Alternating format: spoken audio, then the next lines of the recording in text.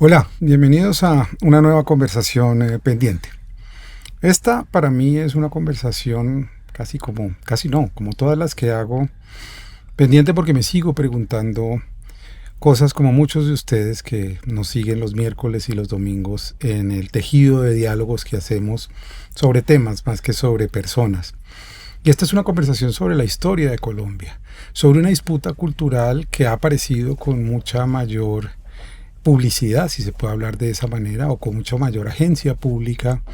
en estos últimos 3 años de un gobierno de izquierda progresista, el gobierno del cambio. Por supuesto, no porque yo crea que todas las razones esgrimidas en estos 3 años sean las verdaderas razones, sino porque ponen en discusión algo que creo que tenemos que volver a discutir hoy como ciudadanos del siglo XXI en este país, y es ¿cuál es nuestra idea de nación? ¿Quiénes somos y quiénes son esos otros que no han tenido los mismos derechos, los mismos lugares? ¿Por qué en Colombia ha habido, de alguna u otra manera,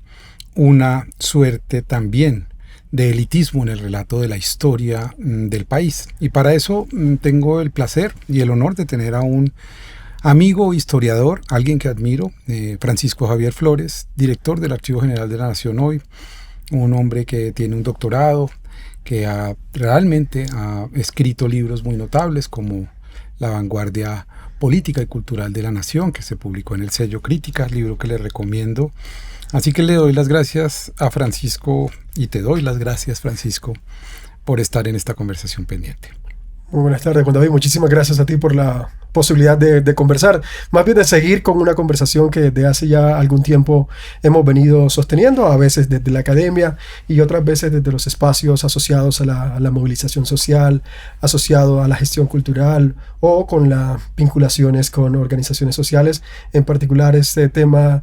relativo al lugar que la historia debe tener en la sociedad colombiana y la forma en cómo la sociedad colombiana debe visualizar el relato histórico y la necesidad de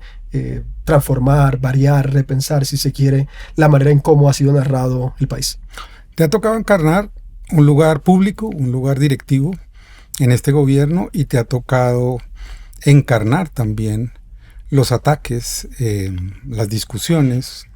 con ese país que se resiste a que haya nuevos sujetos sociales y nuevas maneras de plantear ciertas discusiones en el país, lo cual es legítimo, por supuesto, ni más faltaba que no tengan el derecho de hacerlo.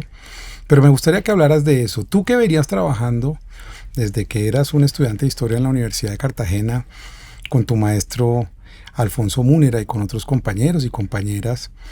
tú que venías trabajando todos esos temas de cómo se ha subalternizado el país. Ahora te toca estar en el corazón del poder, de verlo, de entenderlo y de saber qué es estar ahí cuando se viene de esos lugares. ¿Por qué no hablamos del presente? No tanto las anécdotas personales, sino la reflexión que te surge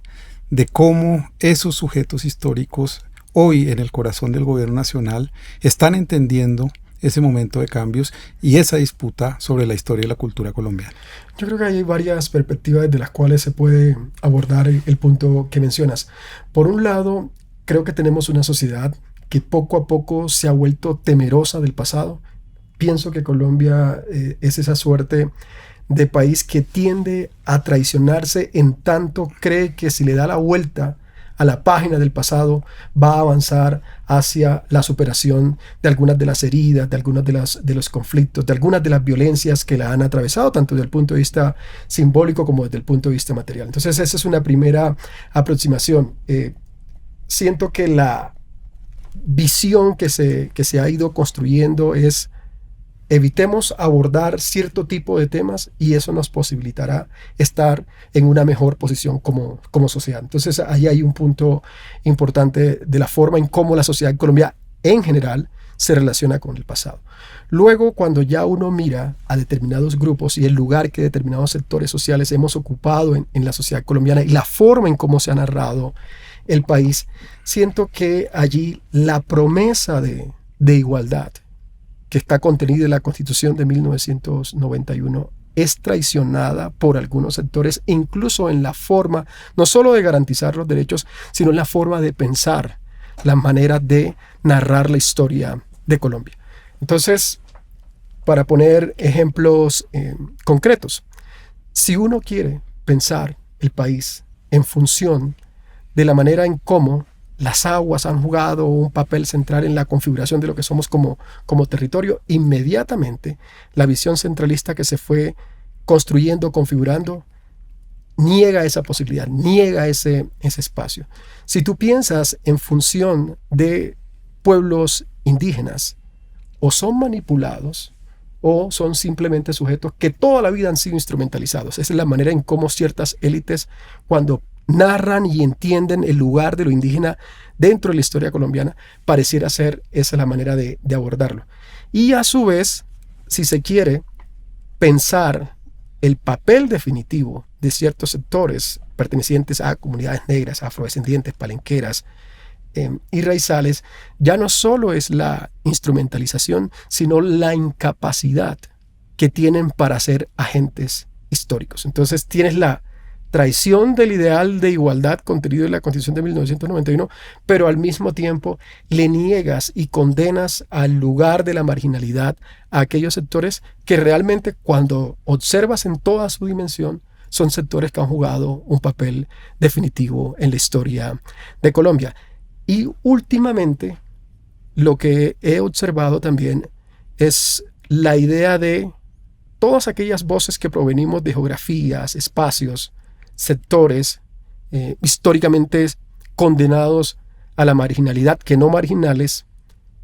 inmediatamente se nos reviste de una idea de incapacidad para estar en espacios de decisión, para estar en espacios de poder, o incluso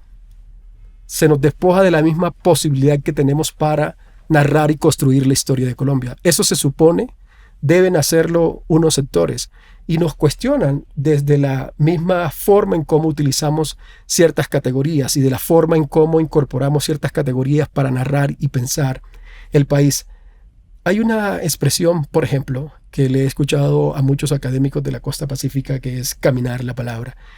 Y ciertas voces de la intelectualidad colombiana, particularmente afincada en el mundo andino, inmediatamente folclorizan, le restan capacidad de heurística interpretativa a esa expresión, no entienden y se posicionan desde una supuesta racionalidad occidental, donde inmediatamente hacer uso de esas categorías te cuestiona y te lleva y te conduce a un terreno donde el estatus que tú tienes para reflexionar, para pensar, en este caso a partir de categorías propias, nuestras realidades inmediatamente le quitan fuerza. Yo creo que allí como ese triple plano es el que he notado estando en estos espacios de poder. Primero, tener la capacidad de decirle a la gente, oye, sí, vengo de este espacio, pertenezco a este lugar, en mi caso pertenezco a unas tradiciones campesinas, afro, artesanales, pero al mismo tiempo esas sensibilidades que tengo, más la formación que he adquirido, me permite estar en esos espacios y discutir. Una de las cosas que he visualizado acá, me dice, oye, en medio de las discusiones que a veces sostenemos, ¿no te da temor discutir con egresados de tal o cual universidad privada de aquí de Bogotá? Y yo le digo, igual, pues, yo me formé en una universidad que va a cumplir cerca de 200 años, luego me formé con un grupo de docentes y de personas en el exterior también con una gran capacidad.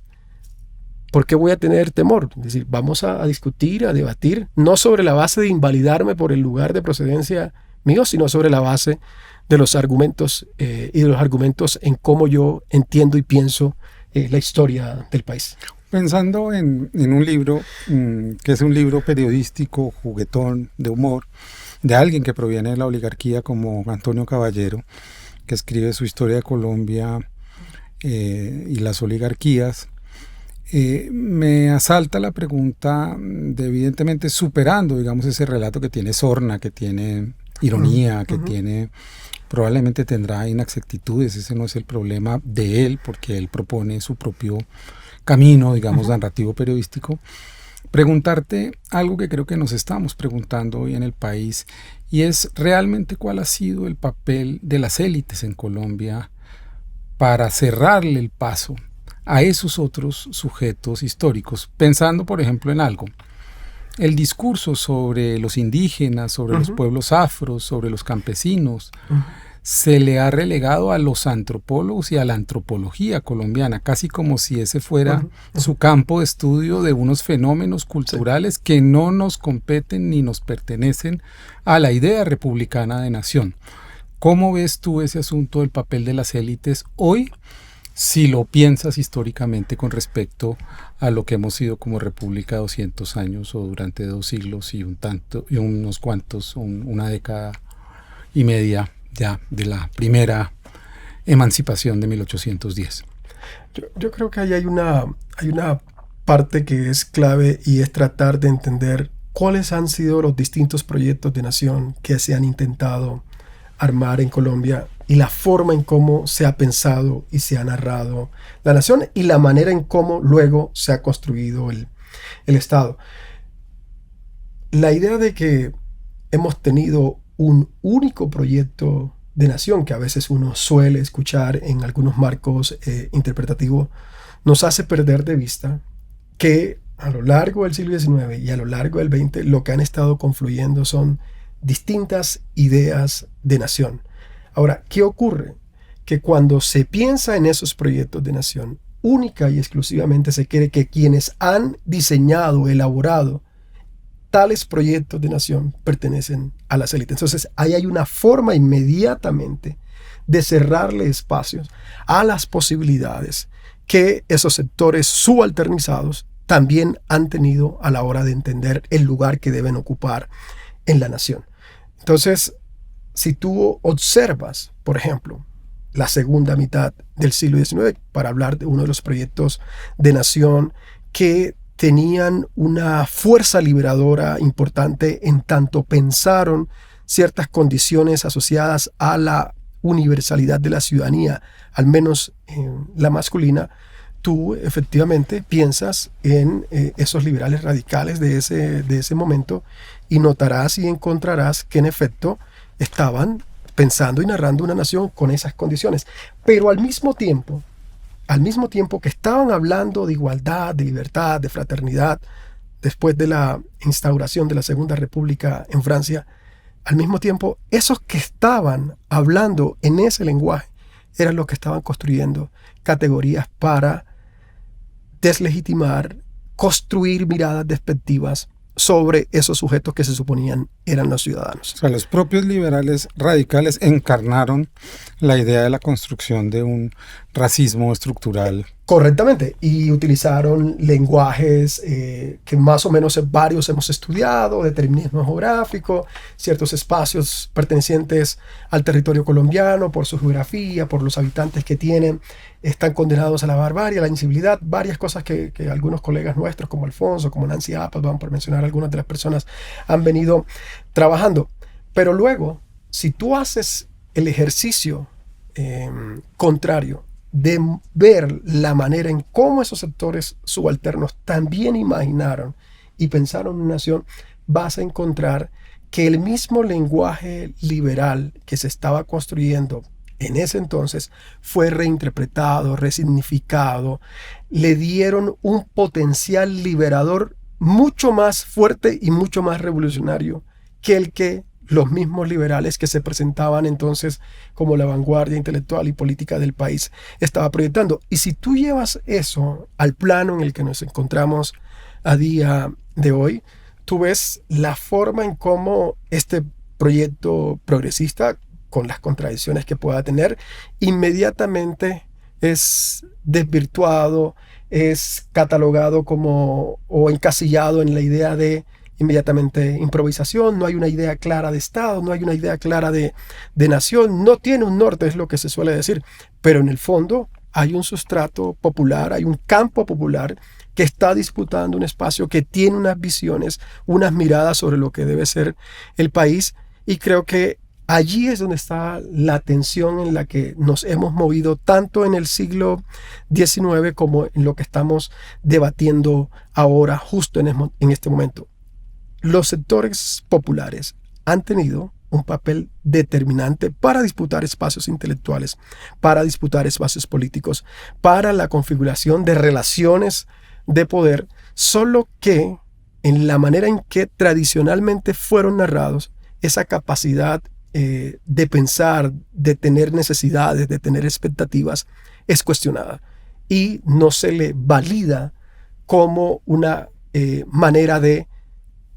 crear horizontes posibles para este país. Pareciera ser que no tenemos la capacidad de ser arquitectos del destino que debe seguir este país, sino que los arquitectos de lo que debe ser la nación colombiana,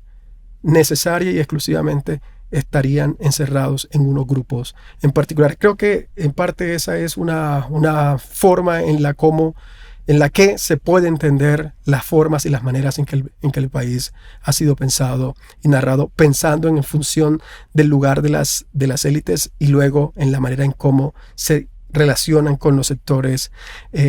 populares. Y allí hay una cuestión que me parece que es clave, porque claro, cuando uno habla de la idea de nación, parece una abstracción, parece una idea, un proyecto, y realmente así lo es. Trata uno de entender la manera en cómo se van generando ciertas visiones y ciertas ideas con la capacidad de persuadir a la mayor cantidad de personas para que el proyecto de nación no solo sea dominante, sino que tenga un nivel de hegemonía, para utilizar una expresión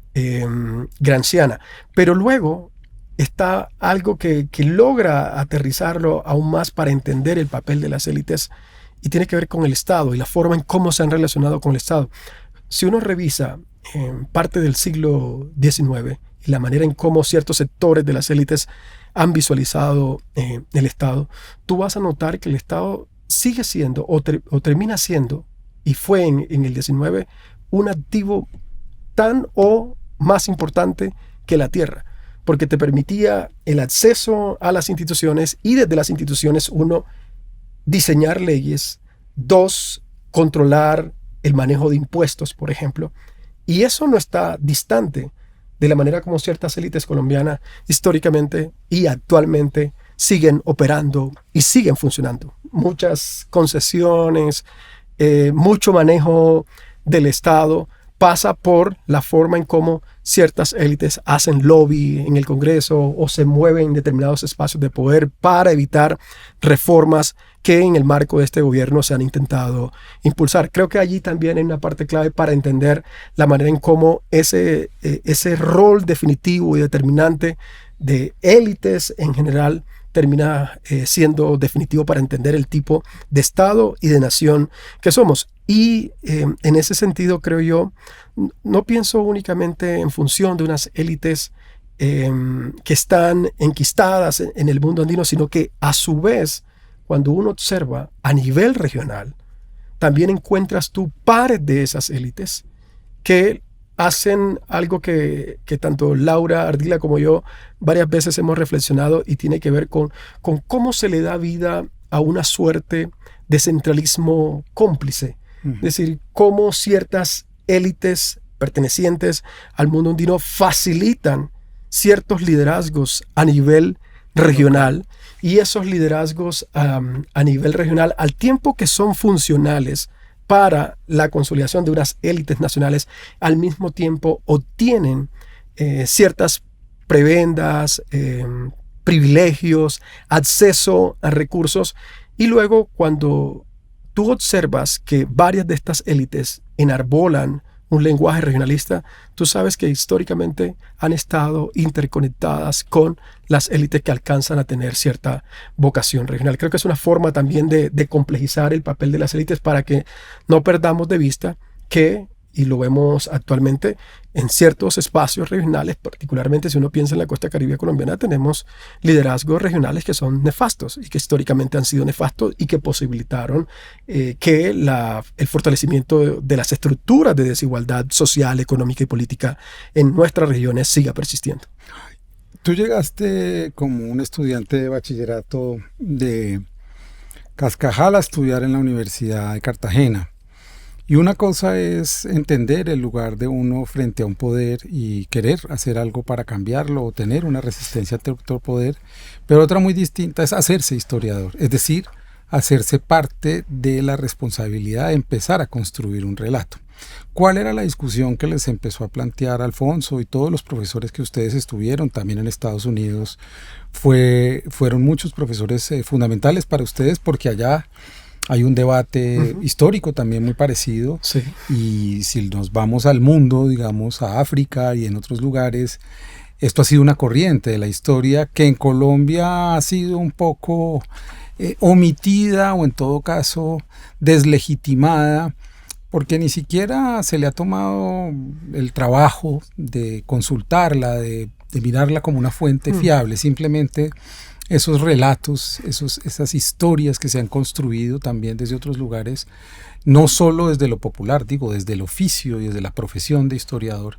¿Cuáles eran esos debates que les planteó estos profesores y cómo empezaron a asumir entonces esa tarea? Porque creo que es una tarea mucho más compleja y distinta a la simple agencia, insisto, de resistir y de decir estamos en contra. Había que tomarse el trabajo de entender el mecanismo y de empezar a usarlo para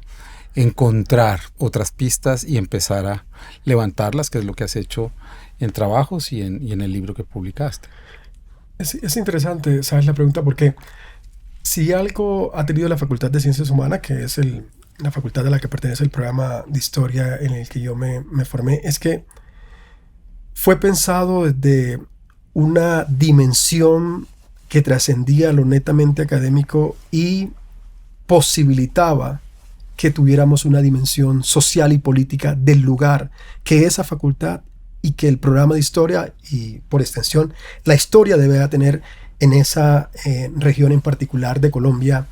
inicialmente. Y lo digo porque el acto mismo de crear la Facultad de Ciencias Humanas y de crear el programa de historia por parte de varios docentes, entre ellos Alfonso Múnera, el profesor Sergio Pablo Solano y otras personas de allá de la costa Caribe, implicó que hubo que disputarle el poder a la Academia de Historia de Cartagena. Cuando se abre el programa, una de las preocupaciones que tenían algunos académicos tradicionales de la ciudad de Cartagena era que los hijos de los artesanos, los hijos de los campesinos, iban a empezar a escribir historia. Entonces, abrir el espacio y abrir la posibilidad para que estas personas procedentes de estos sectores, de las barriadas humildes de Cartagena y de las provincias del departamento de Bolívar en particular, llegasen al programa, fue ya un espacio allí de disputa que se entendió inmediatamente en clave de dimensión sociopolítica. Y por supuesto, eso posibilitó que otras sensibilidades aparecieran. Entonces, cuando uno observaba la historia de Cartagena y ahí empiezan a aflorar algunos de los debates que plantean varios docentes, era una historia muy apegada al pasado hispánico y a lo sumo a algunos de los próceres de la independencia, para mencionar a algunos de los temas y personajes que se abordaban. Pero luego, la conversación que empiezan a plantear varios de los docentes que nos formaron a nosotros, por ejemplo, Sergio Pablo Solano, tenía toda una discusión relativa al lugar de cómo los puertos habían dado origen a una cultura obrera y cuál era el lugar de esa cultura obrera dentro de la configuración de lo que era la costa Caribe colombiana. Luego, Alfonso Múnera plantea todo el debate, ya no solo en términos de clase, sino en términos de raza. Y dice, miren,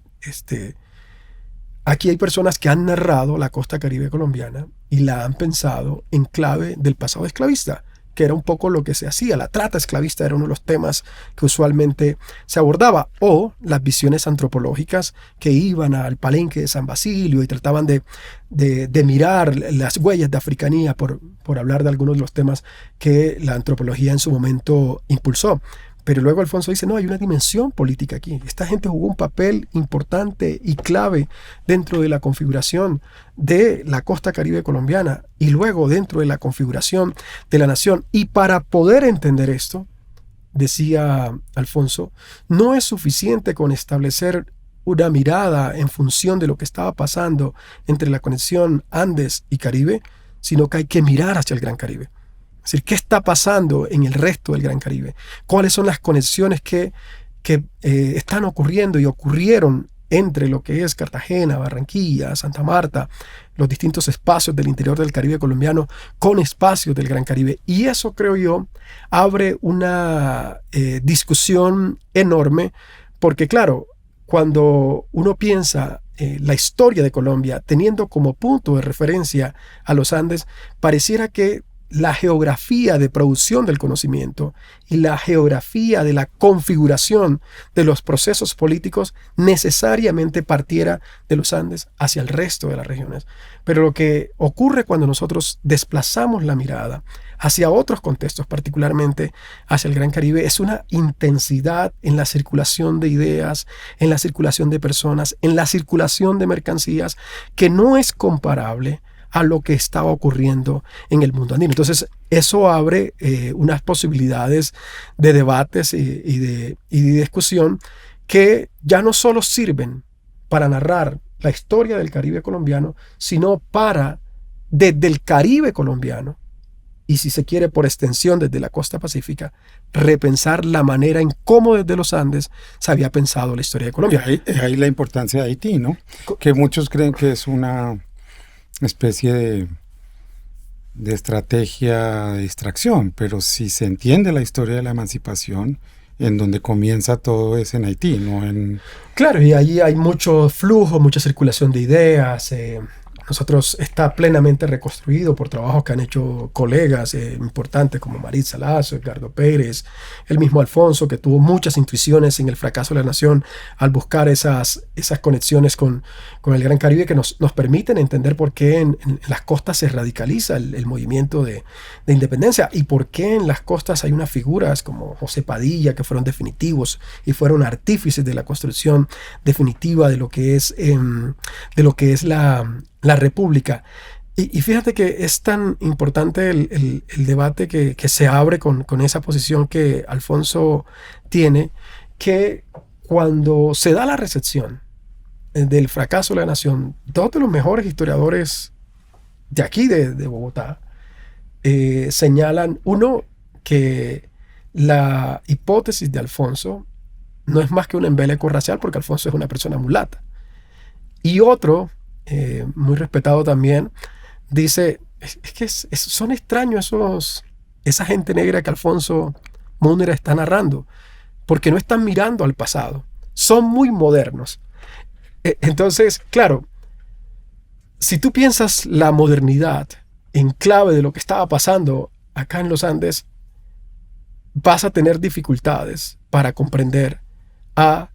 ciudadanos negros y mulatos reclamando la materialización efectiva de la idea de igualdad. No es que no tuvieran ciertas tradiciones y ciertas visiones provenientes del mundo colonial, ahí estaban y prefiguraban parte de sus realidades culturales, pero al mismo tiempo, por ese nivel de porosidad que las aguas posibilitan y de conexiones que permiten, estaban atentos a toda una circulación amplia de ideas. Por eso para nosotros, a día de hoy, no hay una antítesis entre reafirmar ciertas ideas asociadas a la ancestralidad y al mismo tiempo encontrar sujetos que son capaces de moverse dentro del lenguaje universal. Es decir, pueden estar reafirmando una identidad afro vinculada a un pasado asociado a la esclavitud, pero al mismo tiempo pueden estar leyendo autores de Europa, de Estados Unidos, es decir, y del resto del Caribe. Los negros afros no tienen derecho a narrar su historia porque están interesados en que se vea de una u otra manera como si las personas, historiadores e historiadoras de los Andes no tuvieran ningún tipo de interés ni ningún tipo de influencia y entonces construyeran conocimiento de una manera objetiva, que es un tema que creo que es clave para lo que nos está sucediendo hoy. Es que ante la posibilidad de ciertos cambios parece haber otra vez una alineación cultural con la hispanidad, con la idea de que nosotros somos producto de una suerte de mezcla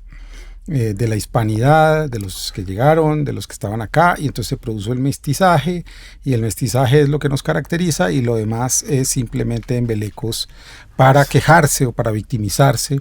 cuando aquí lo que ha ocurrido es otra historia. ¿Cómo ves ese realineamiento de ciertas élites latinoamericanas? Hoy Madrid es un centro de poder latinoamericano de nuevo. Hay miles de personas de las élites viviendo allí. Hay un proyecto impulsado sobre todo por las autoridades locales de Madrid, no por el gobierno nacional que está en otro lugar, de alinderar de nuevo a Latinoamérica bajo un proyecto de hispanidad, bajo un proyecto colonial que no ha podido superar, a mi manera de ver, esa forma de pensar el mundo y de pensar sus propios destinos nacionales. Sabes, esa es una pregunta que que atraviesa los distintos proyectos de nación en Colombia y tiene que ver con el lugar de España y de la idea de la hispanidad dentro de la identidad nacional colombiana. Si uno mira en la primera mitad del 19, el esfuerzo que hicimos por distanciarnos de España fue lo que marcó el norte de algunas de las élites intelectuales y políticas colombianas, hasta llevarlo hacia esa parte final del siglo XIX, cuando un nuevo proyecto de nación incorpora la idea de hispanidad, que es el proyecto de regeneración, que luego deviene en hegemonía conservadora, y luego damos un viraje hacia el mestizaje, pero al mismo tiempo la idea de hispanidad impulsada en su momento por Laureano Gómez sigue estando ahí presente, y lo que tú observas en la segunda mitad del siglo XX, cuando lo quieres ver en perspectiva de lo que va ocurriendo, es precisamente discursos de mestizaje, discursos de hispanidad, pero también fortalecimiento de movimientos sociales indígenas y afro que están planteando otra idea, hasta llegar a la Constitución de 1991, donde se suponía, por lo menos habíamos superado en parte la reedición de la hispanidad con el sentido violento que ha solido tener siempre que acudimos a ella. Porque una de las cosas que yo he tratado de plantear es posible trascender el lugar de lo hispánico atado a la conquista y a la colonización y establecer otros puentes que sí hablan de ciertas ideas que fueron claves e importantes tanto para Colombia como para España. Y te pongo un ejemplo.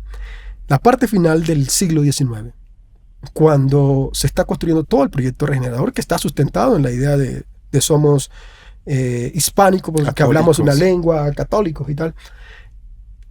Al mismo tiempo, hay autores de la costa Caribe, en particular uno que es fascinante, que se llama Juan Coronel, que están utilizando las ideas federales provenientes de España para cuestionar el orden centralista que el mismo Núñez está impulsando. Y luego, si tú observas en el marco de la República Liberal, que es una experiencia que tú puedes rastrear en varias partes de Latinoamérica, en el marco de la Guerra Civil Española, cuando se está nuevamente enarbolando todo el ideal hispánico que impacta también en nuestros territorios y que en el caso de Colombia va a tener en Laureano Gómez y en el periódico El Siglo su trinchera más importante, al mismo tiempo toda esa diáspora de republicanos que salen de España van a ser acogidos en distintos territorios latinoamericanos. Colombia abre las puertas a muchos de esos intelectuales que van a tener un papel importante, ya sea en la educación, en la edición de libros. Por ejemplo, los primeros libros de Zapato Olivella son editados por un migrante español. Y luego, en el marco, que hace poco lo estuvimos conmemorando, en el marco de todo este tema del genocidio y la Unión Patriótica, muchos exiliados y líderes de la Unión Patriótica van hacia España. Entonces, no es que nos neguemos a la posibilidad del lugar que una relación España-Colombia deba tener. Y por supuesto debe existir como debe existir con otros países. El tema es que la reedición que se trata de hacer, y que es lo que ha pasado recientemente, que se trata de hacer de la hispanidad, es esa idea de hispanidad violenta, esa idea de hispanidad que cree que hay unos lenguajes, para utilizar las expresiones del siglo XIX, que no son correctos, que están distanciados del tronco español y que tienden, por supuesto, a cerrar espacios y a desdibujar el lugar que ciertos sectores tienen, o incluso a romantizar la manera en cómo se fueron creando algunas de las relaciones. entre españoles y los habitantes de nuestros territorios, tanto los que estaban originalmente como los que llegaron después en condición de esclavizados. Y eso es patente en todas las discusiones que hemos estado dando recientemente en el marco de las conmemoraciones de las fundaciones hispánicas en Latinoamérica, y en el caso concreto en Colombia. Y creo que si se cae nuevamente en esa idea de reeditar lo hispano como una forma de ocultar y de dibujar la complejidad racial que tenemos, siento que vamos a entrar nuevamente en el ciclo no solo de violencias simbólicas, sino como lo estamos viendo precisamente en España, con estas violencias ya físicas, donde hay una demarcación de fronteras y de jerarquías con las poblaciones y los habitantes que provienen de distintos espacios de Latinoamérica, y que aparentemente por llegar y proceder de estos espacios no encajan dentro de lo que debe ser una idea de una España pura, que es un poco el lenguaje violento del cual se viene hablando. La recepción de ese libro de Alfonso, de todas maneras, está precedida por un momento interesante en Colombia que ocurrió en los años 60 y 70, en donde muchos historiadores, Jaime Jaramillo Uribe, Jorge Orlando Melo, y muchos otros, de alguna manera insisten en cambiar la manera en que se está contando la historia en el país, en que no podemos seguir con la cátedra de Naoya Rubla, en que no podemos seguir con esa suerte de gloria nacional basada en héroes militares, en que aquí hay una complejidad mayor. Lo paradójico es que todo ese momento, que fue muy fecundo para el país, nos trae a algunos de sus protagonistas en este momento de cambios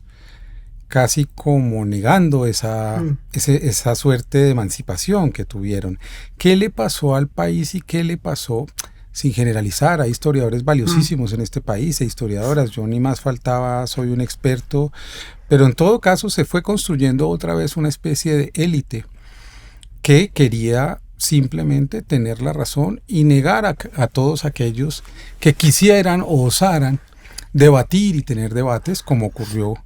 con el propio Alfonso y con tantos otros que han intentado por lo menos abrir estos diálogos. ¿Cómo ves tú ese movimiento? ¿Es real que se produjo en el neoliberalismo? ¿Tiene que ver con que se quitaron las cátedras de historia? Entonces se instaló una especie de patrimonio de las ciencias humanas y de la historia otra vez, y con unos sujetos sociales muy claros y concretos, y ellos eran los que tenían el dominio de ese relato. ¿Hay algo ahí que te haga sospechar, o cómo has pensado tú ese asunto de una emancipación, de una producción realmente importante, editorial, conceptual, a un movimiento que a veces parece un movimiento conservador? Hay varias cosas que intervienen. Una que a mí me parece definitiva es cuando observas aparte de la intelectualidad que transforma la historia en Colombia, particularmente en la segunda mitad del siglo XX, que está muy vinculada a la nueva historia de Colombia, que está muy influenciada por la escuela de los anales, pierden de vista, en su gran mayoría, pierden de vista la dimensión política. Están más concentrados en las estructuras sociales y económicas. Es una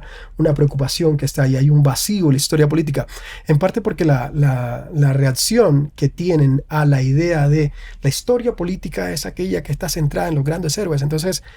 casi que hay sin quererlo, sin que se lo propusieran, pero tratan de distanciarse de esa forma de hacer la historia. Y al tratar de distanciarse, pierden de vista la dimensión política y se concentran en las grandes estructuras sociales y económicas. Y el perder al sujeto político me parece a mí que es una...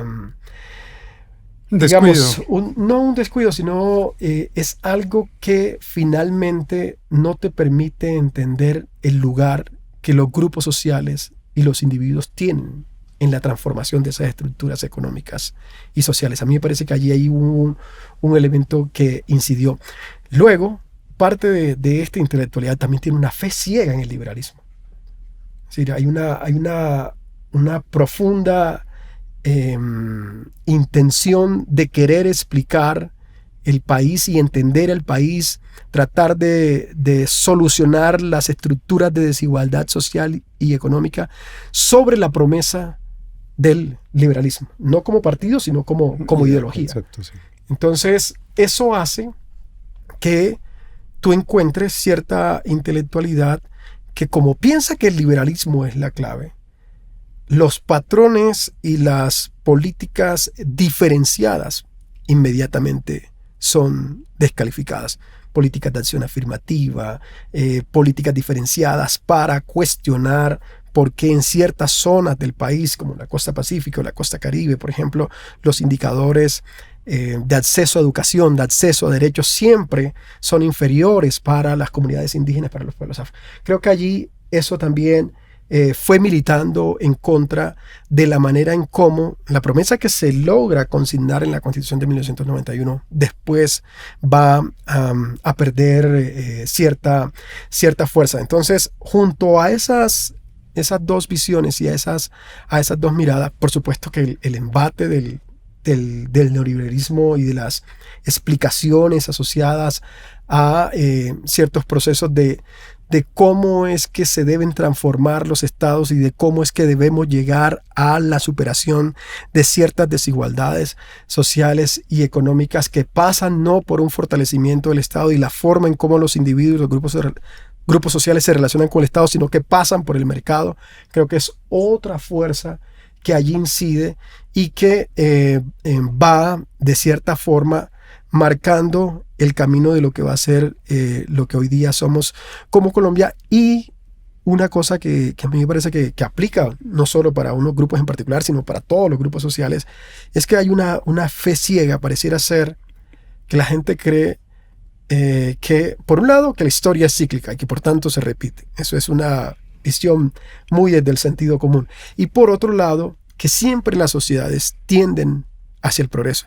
van en una línea recta. Y lo que estamos observando es todo lo contrario, lo que se ha observado en la historia, y lo que nos enseña la historia es, uno, que no se repite, sino que hay estructuras que permanecen en el tiempo, y dos, que no vamos en una línea recta. Tú puedes tener momentos históricos donde hemos tenido las constituciones más avanzadas, pero al mismo tiempo tenemos unos retrocesos importantes. Y creo que esa forma de entender el tiempo histórico no es clara para toda la sociedad, ni para determinados sectores de la sociedad. Y allí es donde hay que hacer un esfuerzo grande. Y por eso, esta parte que tú señalabas de la no enseñanza de la historia como una cátedra independiente también ha forjado no solo generaciones que le temen al pasado, como lo mencionaba al comienzo, sino unas generaciones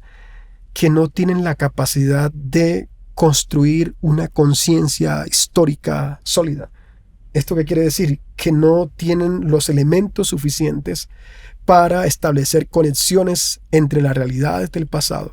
y los procesos que estamos viviendo en el presente. Entonces, todas las explicaciones que se hacen caen en el presentismo o incluso, en algunos casos, en el desconocimiento. A mí hay una anécdota que me parece súper chistosa porque cuando el presidente Petro en algún momento habló de la etnia cósmica que estaba pensando en clave de Vasconcelos, Sí. no sé, le escuché Daniel Samper, Ospina, enseguida sacó como un astronauta y trató como de caricaturizar al presidente, pero en el fondo no sabía que estaba haciendo alusión a un intelectual mexicano. Entonces, si tú observas a esta persona que es supuestamente un líder de opinión, pero carece de los elementos propios de tener claridad en cuanto a conciencia histórica, lo que observas es que definitivamente hace falta profundizar y hacer énfasis en los procesos que conduzcan y lleven a la idea de esa conciencia histórica. Incluso para oponerse a esta idea, ¿no? Uh-huh. De Vasconcelos, que es muy problemática, no es una idea aceptada por muchos de nosotros, ahí hay un problema también, pero bueno, digamos, esa discusión no se produce porque lo que se supone es que está hablando de astronautas. Uh-huh. Hay dos ideas finales que creo que tienen que ver con esto que me preocupan mucho hoy. Uno, la tentación de muchos de estos intelectuales liberales de empezar a construir un relato mediante el cual la operación es cualquiera que se aleje del tópico liberal para narrar la historia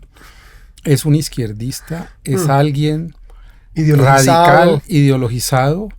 e incluso llevándolo más allá, a entrevistar a algunos profesores, como he visto en algún podcast hace unos días, para legitimar ese punto de vista, es decir, cómo han contribuido ciertos historiadores del país como promotores de la violencia que ha producido el levantamiento de las guerrillas en nuestro continente y en nuestro país a partir de los años 60. Eso que ya creíamos que era superado, se está volviendo a utilizar por personas que uno creería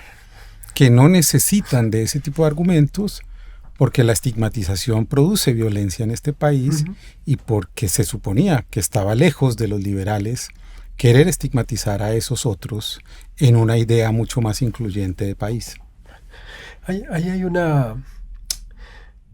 cuestión que me parece que es lo que determina esta apuesta por tratar de deslegitimar lo que se está pensando más allá de la visión liberal. Y creo que tienen un proyecto, yo se lo escuchaba en alguna discusión que sosteníamos en Cartagena, donde estuvo invitado Moisés Naín. La idea es volver al recetario del siglo XIX. Es decir, tienen tanta confianza en el ideario liberal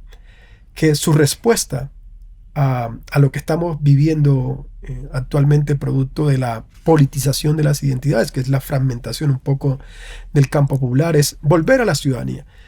Y lo que yo le decía, ese camino ya lo transitamos. Camino de la ciudadanía sin tener en cuenta lo que oculta y las sombras que tiene y la manera en cómo deja de lado a aquellos que no llegamos en condición de igualdad a la República, no es superable única y exclusivamente con una política que homogeniza y que se supone universaliza, porque sabemos que tiene fisuras, que tiene fracturas. Entonces creo que ahí ya hay un elemento que es el que está motivando parte de las reflexiones de algunos de estos intelectuales muy afincados en la idea del liberalismo. Y la otra es que piensan que los problemas del país se deben solucionar vía progresiva, vía un reformismo. Saltos importantes, apuestas importantes como la que se hizo en el 2022 y que el país hizo y que más de 11 millones de personas hicieron, le parecen que no estaban dentro de lo que el destino y el horizonte de Colombia debía seguir. Entonces, ahí hay esos dos elementos. Y otra cosa que a mí me parece que y me ha sorprendido mucho, porque el conocimiento lo que te permite a ti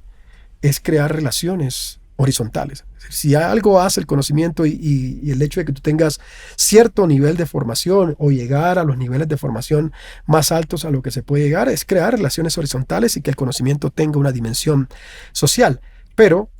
si tú te alejas de ese campo liberal, inmediatamente la carta que está saliendo es o el estigma porque estuviste vinculado a algún movimiento insurgente, o lo que estás haciendo no es técnico o no tiene rigurosidad. Y ese es otro discurso que creo yo están instalando, que luego cuando se atraviesa con otras variables de raza, de género, de etnia, termina aún más construyendo barreras para aquellos que estamos intentando superar y entender esa manera. Con lo cual se hace un manual que acabas de dar, pero que yo creo que hay que puntualizar, y es que cuando no se quiere enfrentar la discusión, el primer argumento es que eres un incompetente administrativamente, digamos que lo que estás haciendo está mal y lo están diciendo muchos, y para eso hay algunas personas que están dispuestas a testificar que sí, que en efecto, porque no funciona una cosa o porque no funciona otra, porque hay muchas cosas que no funcionan en el Estado colombiano, no de ahora, sino desde siempre.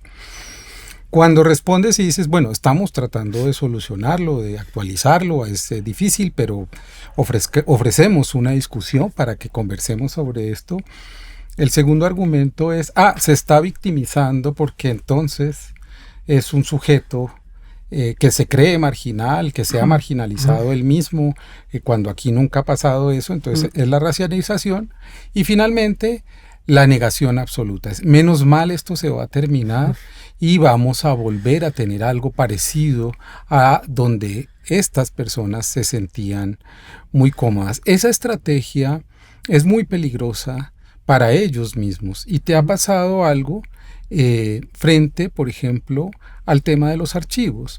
Porque uno lo que no se puede explicar es, frente a esa profesionalización de la historia, frente a ese interés que ha habido en Colombia, ¿por qué se han abandonado proyectos sobre los archivos, no solo nacionales, sino los archivos regionales, que tú lo puedes contar, están en el absoluto abandono? Es decir, ¿por qué esa fuerza social no está poniendo su mirada en el archivo de Santa Marta, en el de Honda, en el archivo de Pasto, en el archivo? El país está lleno de documentos. Cuando yo fui a Mocoa, por ejemplo, me dijeron en Puerto Carreño hay unos archivos de todo el tema cauchero, parece que extraordinarios. ¿Qué es lo que ha pasado ahí? ¿Qué es lo que sientes tú frente a esa estrategia que termina además por desconocer las fuentes mismas de nuestra historia? Yo creo que ahí hay algo que tiene que ver un poco con esto que estábamos conversando últimamente, y es, si tú miras el archivo y la historia en general desde la asepsia política, no comprendes el potencial que el archivo tiene, en tanto es un componente central para la reconstrucción de la memoria, y la memoria sin uno creer que necesariamente es un espacio que posibilita otras formas alternativas de pensar y de entender al país. La memoria es un campo de batalla. La memoria es un espacio de disputa. Y creo que la gente que no lee el archivo de esa manera, y cuando tú te atreves a leerlo de esa manera, cuando tú te atreves a insinuar que, ojo, el archivo no es un espacio neutral, el archivo es un espacio de poder, y desde ese espacio de poder... Y así se ha hecho la historia, quiero decir, con esos archivos. Y desde esos archivos tú puedes reconstruir la historia, y reconstruirla de múltiples formas. Pero desde el punto de vista de algunos intelectuales, si tú planteas esto, es ir en contra de la asepsia política, ir en contra de la objetividad, de la neutralidad, y sabemos que eso es algo que no está dado, que uno no puede renunciar a la pretensión de objetividad a partir de algunos métodos, algunas formas de hacer la historia, pero de cierta manera, en el fondo, lo que está allí es el archivo, la memoria, como un espacio de poder. Y eso algunas personas lo entienden. Pero luego, cuando tú revisas a nivel regional, los archivos no aparecen en los planes de desarrollo. Una de las cosas que nosotros hemos tenido que hacer cada vez que vamos a gobernaciones y alcaldías es preguntar, oye, ¿dónde está lo archivístico y el lugar de la memoria dentro del plan de desarrollo, para que puedan haber unas líneas presupuestales que puedan dialogar con el gobierno nacional, y a partir de eso conjuntamente hacer apuestas para la recuperación de los archivos? No están. Y no es que no haya recursos. Recursos sí destinan en algunos casos para ciertos instrumentos archivísticos, pero luego, cuando vamos a observar el patrimonio documental del país, no se ven reflejados tampoco en una buena documentación, bien descrita, bien organizada, mantenida, con las condiciones ambientales adecuadas. Y otra cosa que he notado es que el archivo mismo y la forma como se ven los archivos están anclados en los procesos técnicos. Es decir, hacen foliación, hacen digitalización, hacen descripción. Y lo que he tratado de decir a la gente, sí, hacemos eso, pero al mismo tiempo que estamos digitalizando documentos, le estamos planteando una discusión al país sobre la forma en cómo la soberanía de datos depende de la soberanía digital. ¿Puede el patrimonio documental de un país estar alojado en nubes extraterritoriales? Esa es una discusión que le estamos planteando. Si estamos trabajando con los archivos del DASI, estamos foliando esa documentación, estamos haciendo un inventario. Pero en el fondo lo que estamos sugiriendo es, ojo, que aquí hay un tema de desclasificación de archivos que sirven para la construcción de verdad, justicia y garantías de no repetición. Y cuando ponemos a Colombia dentro del contexto de las Américas, tenemos un rezago enorme en esa discusión. ¿Es posible entonces, decimos, que el archivo se convierta en un espacio capaz de construir una cultura de paz? Entonces creo que también hay otra manera en cómo se distancian algunas instituciones de los archivos porque no encuentran la forma en cómo interconectarlos acá a nivel departamental con la Secretaría de Educación, con la Secretaría de Cultura, pero en la forma en cómo nosotros lo estamos pensando, como un espacio desde el cual se pueden disputar lugares de la memoria, como un espacio que es un espacio de poder, sirve entonces para plantear debates y para plantear discusiones que el país no está dando. Quizás porque el archivo entonces al descuidarse pues no se puede consultar, al no proveer la investigación pues no se puede saber ni siquiera discutir sobre lo que pasó y entonces el dispositivo funciona, pero cuando se quiere hacer algo para que funcione se empieza a ver el archivo, como en el caso del DAS, como un dispositivo de venganza, no de la construcción de una democracia y de una verdad para entender cuáles fueron los hechos que ocurrieron desde esa Dirección Administrativa de Seguridad que funcionó después del año 99 como el cuartel general del paramilitarismo en Colombia, con sentencias juzgadas, nada ni más faltaba que estoy diciendo, y especulaciones. Entonces uno se pregunta por qué la respuesta en el debate que has tenido con Ramiro Bejarano tiene que ser estigmatizarte. Tú nunca has sido parte del M-19, naciste en 1983, creo, 84. 80, sí. 80. La única manera un poco de explicar por qué tú quieres que eso se haga bien y que se desclasifique y que esté disponible para los investigadores del país es que tú tienes una agencia ideológica y una razón ideológica para acometer una venganza en contra de quienes estuvieron allí. Y por supuesto yo ni más faltaba que lo creo porque no lo he visto en nadie, pero evidentemente al aparecer el archivo van a aparecer discusiones como tú lo estás diciendo. ¿Qué piensas de esa manera un poco de cercarte y de no tener la discusión en términos distintos? ¿Qué sientes al respecto? Porque es un tema muy sensible para el país, tanto esos archivos como los archivos de inteligencia militar. Muchos de ellos también están en proceso de desclasificación en este gobierno como un gesto apenas inicial de construir un relato distinto de lo que nos ha pasado, que no es ni mucho menos una historia de placidez y de construcción nacional armónica. Yo creo que es un esfuerzo por consolidar una suerte de asalto a la verdad, a la memoria y a la justicia, porque no es que desconozcan todos los elementos que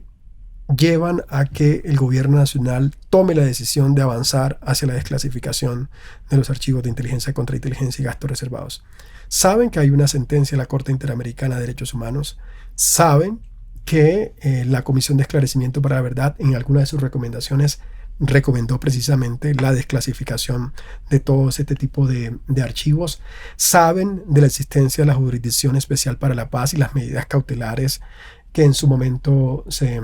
establecieron. Entonces no creo que sea desde la ignorancia y desde el desconocimiento que están haciendo uso de discursos estigmatizantes, sino que quieren invalidar el esfuerzo que se está haciendo desde el Archivo General de la Nación, que valga decir, es un esfuerzo en este caso sí netamente asociado a lo técnico, porque el decreto sale de la Dirección Nacional de Inteligencia. Nosotros, inicialmente salió del Viceministerio de Defensa cuando Daniela Gómez estaba allá en el Viceministerio, luego ella pasó a la DNI, y nosotros siempre en el marco de ese proceso lo que hemos hecho es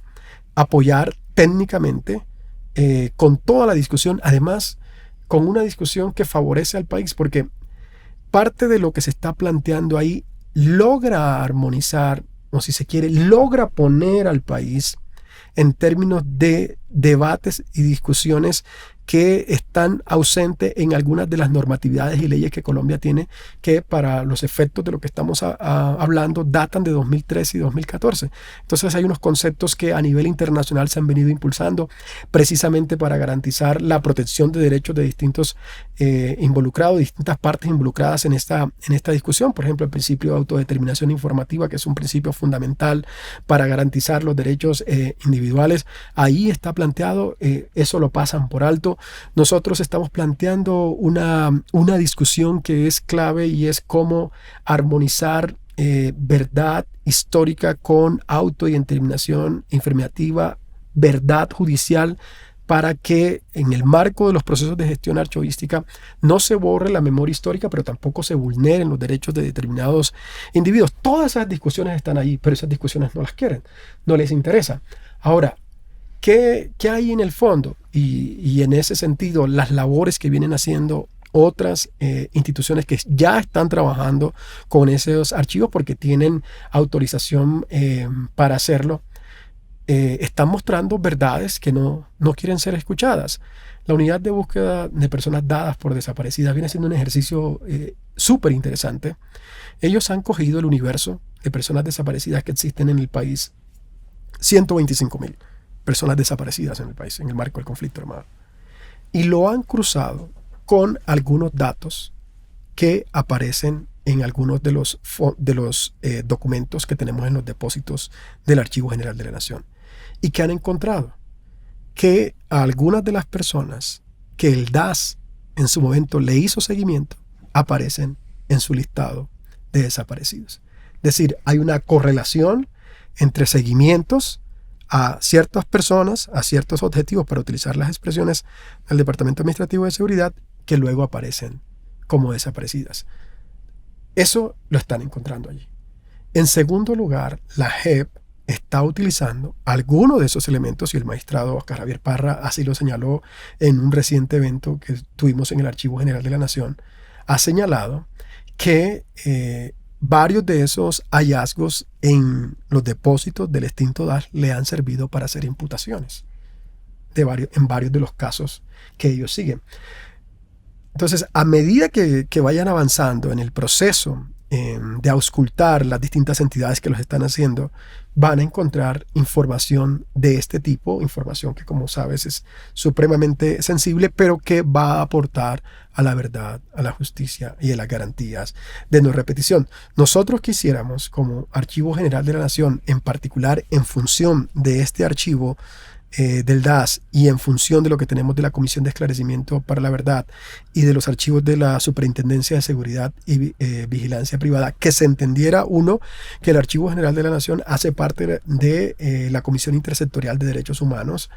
y dos, que el archivo, en la medida en que el Estado ha ido avanzando hacia una sociedad que quiera hacer tránsito hacia la paz, es quizás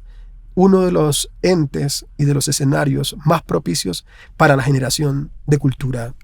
de paz. Porque siempre que se habla de reparación, que es un poco lo que estos archivos van a permitir, siempre que se habla de reparación, sale sacrificada la memoria. A veces se piensa en términos económicos, a veces se piensa en términos de las fracturas que puede generar en una sociedad, pero olvidan que sin memorias no hay reparación. Y el archivo tiene esa capacidad de precisamente darle forma a esa memoria, memorias que son incómodas, memorias que están sujetas a este tipo de conversaciones pendientes, pero son memorias que hay que reconstruir y a las que no hay que mirar con desdén, o las que no hay que dejar pasar por alto, porque no es cierto, e insisto, no es cierto que las sociedades que tengan cierto nivel de madurez política y que estén preparadas para solucionar sus conflictos lo hacen dándole la espalda al pasado. Es todo lo contrario. Las sociedades que están preparadas son aquellas que revisan el pasado, lo analizan, lo entienden, lo asumen y a partir de eso explican su presente y visionan futuros posibles. Francisco, gracias por estar aquí en Conversaciones Pendientes. Como lo sabes y lo has vivido toda tu vida, la historia es un campo de disputa, pero también es un campo de la construcción, de la conversación, de la posibilidad de no ponernos siempre de acuerdo, sino de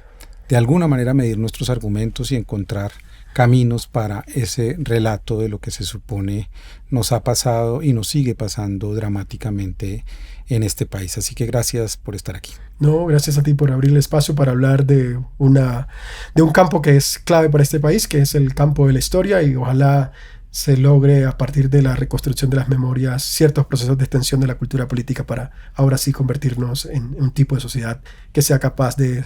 dirimir sus conflictos sobre la base del diálogo y la conversación.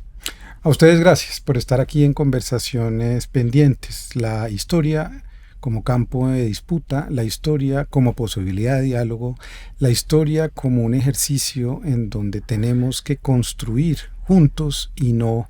grupos separados para usarla como venganza. Ese es el discurso que yo creo que se está proponiendo, y a veces cuando me preguntan ¿y por qué en las conversaciones pendientes no van las otras visiones del país? Mi respuesta para ustedes y para todos los que nos ven es que es el momento que voces que no habían tenido el lugar en la esfera pública de la comunicación colombiana ocupen también ese lugar. Eso es una tarea también de justicia mediática, de que otras voces contribuyan a ese relato nacional y no siempre las mismas que hemos estado acostumbrados a leer o a ver en los medios de comunicación en los últimos 40, 50, 60, 70 y hasta muchos más años desde que la radio